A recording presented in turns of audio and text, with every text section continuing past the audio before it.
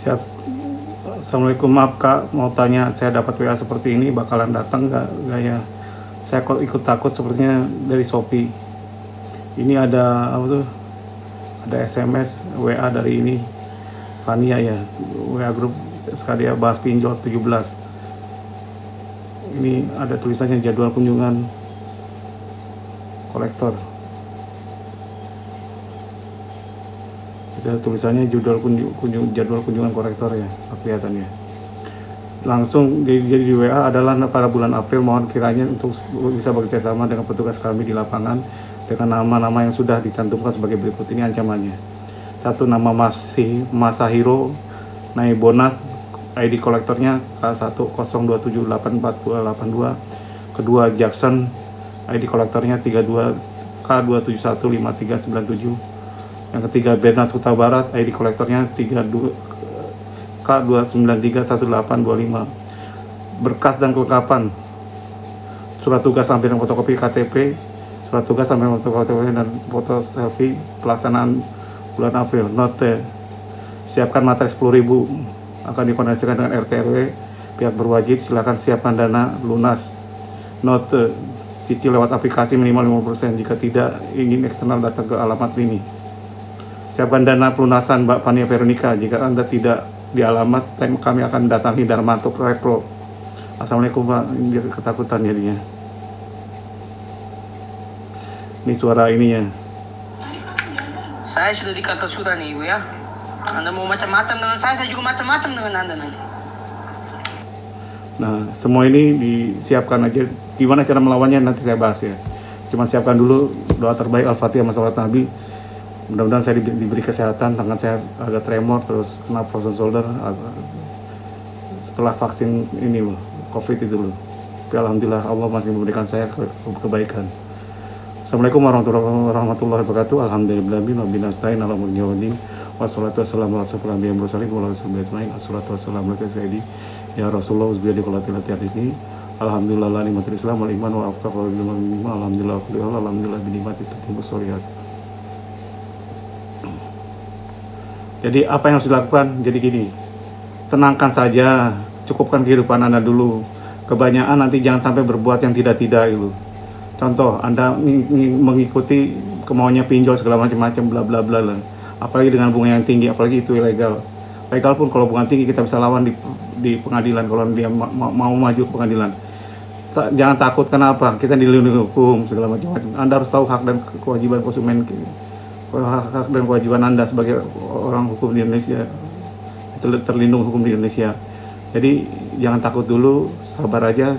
Urusan ini urusan perdata, tidak ada urusan dengan polisi, penjara dan jaksa. Hanya urusan perdata, dan di perdata pun insya Allah para hakim akan menangkan Anda, khususnya kena pinjol, karena mereka pun punya hati nurani. Nggak ini. Jadi harus tenang dulu, terus cukupkan keluarga itu. Kebutuhan Anda dulu, jangan sampai nggak cukup terus melakukan kayak lubang tutup empang gitu. Jangan minjem lagi ke pinjol lagi, atau jangan ini tobatan riba. Dan saya yakin ketika ini masalah ini sudah selesai, tekanan ini sudah selesai, Anda akan jadi orang hebat gitu. Jadi Anda tahu cara negosiasi. Belajar jadi pengacara sendiri, ayo belajar dengan saya di SKD ya, gratis kok. WA aja ke saya 0815575004 kali. Menghadapi kolektor dari pinjaman online, memerlukan ketenangan, pengetahuan tentang hak Anda, dan strategi yang tepat. Berikut langkah yang bisa Anda lakukan. 1. Pelajari hak Anda dulu ya. Itu nyangkut, Anda harus tahu bahwa Undang-Undang Nomor 8/99 tentang Perlindungan Konsumen. Jadi pahami hak Anda sebagai konsumen di situ. Kedua, Peraturan OJK Nomor 77 POJK Nomor 01/2016 tentang layanan pinjaman meminjam uang berbasis teknologi mengatur bahwa penyelenggara pinjol harus mengikuti etika penagihan yang tidak merugikan konsumen. Itu dasar hukumnya. Jadi sebutkan aja dasar hukumnya, jadi Anda catat ya, POJK nomor 77, POJK _1/2016. Di situ jadi tunjukin, jadi kasih tahu, edukasi ke mereka bahwa Anda orang yang ngerti hukum gitu.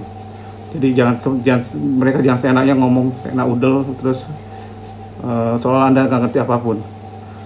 Komunikasi usahakan kita mulai tertulis ya. Bila perlu Anda buatin surat peringatan. Nanti di bawah, nanti setelah ini saya akan buatin contoh surat peringatannya. Jika Anda merasa terancam atau dilecehkan oleh debt-collector, kirimkan surat peringatan kepada perusahaan pinjol yang menyatakan bahwa Anda akan melakukan mereka ke pihak berwenang jika mereka tidak mematuhi hukum. Dan itu tembuskan ke kepolisian dan juga ke OJK. minta bukti utang. Jadi minta bukti utang, Anda buatin surat ini.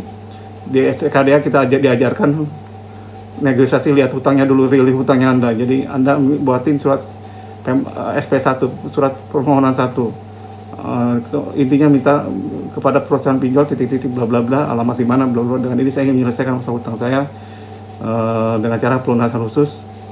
Untuk itu kami mohon diberikan 1 payment history dari awal sampai akhir, kedua outstanding hutang kami. Kami berikan waktu selama 7 hari dari sejak surat ini tandatangani untuk diberikan ke alamat email Anda, minta kasih alamat emailnya. Jadi jangan ini tertulis saja, kasih alamat email dan yang lainnya. Hentikan komunikasi verbal, dalam artian apa? Kurangi, batasi. Jadi kalau si pinjol itu telepon segala macam, WA dengan macam-macam, Pak, WA ini kan saya tutup dulu selama seminggu dari Bapak, saya blokir dulu Bapak. Karena apa? Karena Bapak mengancam dan tidak mengenakan kami. Kalau bawa sopan segala macam diselesaikan, kami akan buka lagi. Dan saya lagi melakukan pelunasan khusus ke mereka semua. Terus jadi bukti itu penting, jadi kirim SP1 dulu. Terus udah gitu negosiasi ulang, restitusi utang. Jika tidak mampu membayar ulang, ajukan permohonan restitusi kepada perusahaan pinjol. Ini bisa melibatkan penjualan ulang, pembayaran dan pengurangan bunga dan denda, penghapusan gitu.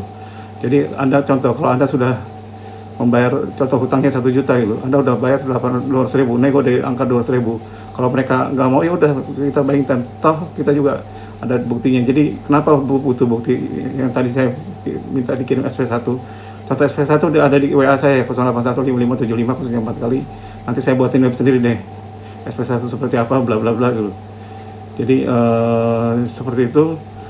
Nego 200.000 segala macam-macam. Karena kalau negosiasi tanpa data dan bukti susah, makanya Anda harus data dan bukti. Dan mereka pun kalau nagih Anda harus ada data dan bukti juga. Dan kita kalau apalagi legal, kalau tidak mematuhi laporkan ke OJK gitu. Tembusin ke OJK juga SP1-nya. Terus yang paling utama lagi, laporkan penagihan yang tidak wajar ke OJK, lapor aja ke OJK dan lapor ke polisi jika ancaman fisik pelecehan, laporkan ke polisi. Buat dokumentasi, simpan bukti, simpan semua komunikasi dengan debt collector termasuk pesan teks, email, dan rekaman panggilan telepon jika memungkinkan. Dan kalau bisa ada video selfie kalau memang ada gitu. Gunakanlah yang jadi terus kalau dia kalau Anda diintimidasi, 1, jangan panik, jangan terpancing, tetap tenang dan jangan panik. Debt collector tidak berhak mengintimidasi Anda atau mengancam Anda. Jangan berikan informasi pribadi, yang tidak relevan seperti nomor rekening bank dan detail lainnya. Jadi seperti itu. Contoh surat peringatan ke perusahaan pinjol. Setelah SP1 Anda buatin surat peringatan, catat saja nama Anda, nomor telepon, email. Kalau bisa nomor telepon nggak usah ya. Kalau memang gimana, alamat Anda, email, tanggal, kepada yang terhormat manajer perusahaan pinjol A, B, C, D, F, G, H, terus alamatnya di mana dengan hormat. Perihal pengaduan permintaan penghentian tindakan penagihan tidak wajar. Terus saya yang petanda di bawah ini nama Veronica bla bla bla, alamat di mana. Terus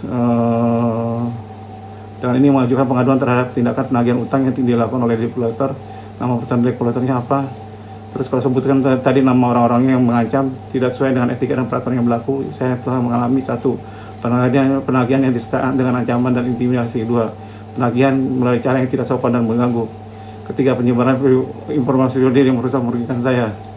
4. Mempermalukan saya dengan menyebarkan data-data ini, mengancam kontak-kontak yang ada di tempat saya dan tidak melakukan penagihan sesuai dengan semestinya. Tindakan tersebut jelas melanggar Undang-Undang Nomor 8 Tahun 99 tentang Pelindungan Konsumen, Peraturan OJK Nomor 77 POJK 01 2016 tentang pelayanan pinjam-meminjam yang berbasis informasi teknologi. Oleh karena itu saya meminta 1. Penghentian segala semua tindakan penagihan yang tidak sesuai dengan peraturan. 2. Penyelesaian utang saya melalui jalur etis dan profesional. Jika dalam waktu 7 hari sejak diterima surat ini tidak ada tanggapan atau tidak diberikan dari pihak nama perusahaan pinjol dan orang-orang yang mengancam, saya akan melaporkan kasus ini ke otoritas jasa keuangan dan pihak berwenang lainnya. Demikian surat ini saya sampaikan atas perhatian dan kerjasamanya. Saya ucapkan terima kasih. Nama hormat saya, nama Anda, tanda tangan. Tembusannya OJK dan kalau bisa tembusin juga surat tertulis saja ke polisi yang tempat. Jadi seperti itu.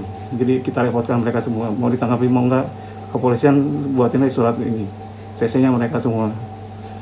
Jadi gimana kalau seandainya dia lapor ke ketua RT seperti yang dia sebutkan di WA tadi, nggak masalah, mungkin masa ketua RT ngeprosi pinjol segala macam-macam. Jadi masalah dia juga banyak, jadi jangan takut. Saya doakan mudah-mudahan Mbak Fania dalam keadaan baik ya dan tenang. Allahumma la sahla illa ma ja'altahu sahla wa anta taj'alul hazna idza syi'ta sahla. Ya Allah, mudahkanlah perusahaan Fania ini ya Allah, karena sulit itu datang dari Allah. Mudahkanlah, amin ya rabbal alamin. Kalau salah saya banyak salahnya, kalau kurang saya banyak kurangnya, saya kurang kekurangan. Wabillahi taufiq wal hidayah. Wassalamualaikum warahmatullahi wabarakatuh.